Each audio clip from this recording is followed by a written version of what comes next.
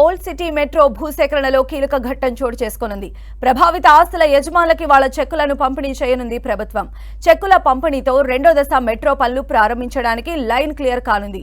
Corridor 6లో MGBS Chandrayangutta మార్గంలో 1100 ప్రభావిత ఆస్తులు ఉండగా పెద్ద ఎత్తున వాటి యజమానులు స్వచ్ఛందంగా తమ స్థలాలను మెట్రో రైలు నిర్మాణం కోసం ఇవ్వడానికి ముందుకు వస్తున్నారని హెచ్ఏఎంఎల్ ఎండీ ఎన్వీఎస్ రెడ్డి తెలిపారు.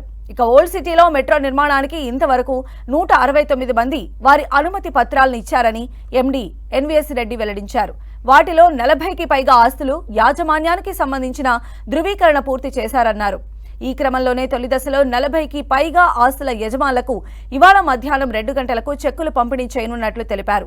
ప్రభావిత ఆస్తులకు చదరపు గజానికి 81,000 ఇవ్వడానికి ఇప్పటికే జిల్లా కలెక్టర్ నిర్ణయించారని చెప్పారు.